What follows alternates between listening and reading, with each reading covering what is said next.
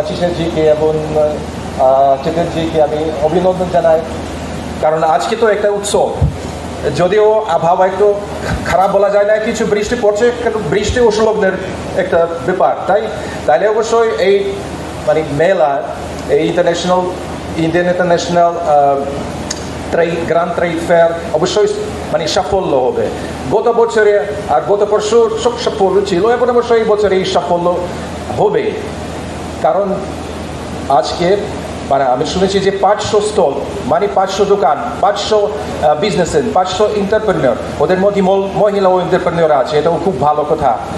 এবং শুধু ব্যবসার, শুধু বাণিজ্যিক জন্য নয়, আমাদের জন্য, যে আমরা সাধারণ ক্রেতারা না, তাই ক্রেতা এবং বিক্রেতাদের উভয়ের জন্য এটা কি বলা যায়, একটা মানে স্বর্গরাজ্য বলা যায় না, কারণ কেনাকাটার একটা আনন্দ এবং একই সময় মানে ব্যবসারও সুযোগ।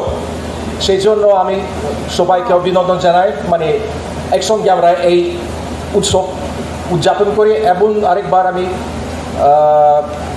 সাফল্য কামনা করি, সবাইকে ভালো থাকুন, সুস্থ থাকুন, সমৃদ্ধ থাকুন। এবং অবশ্যই এই যে উদ্যোগ ভারত চেম্বার অফ কমার্স, এই যে উদ্যোগ মানে এই বিভিন্ন ফেয়ার, আমি এখন প্রথমবার এখানে আসিনি, আমি মানে গত বছরে এসেছি।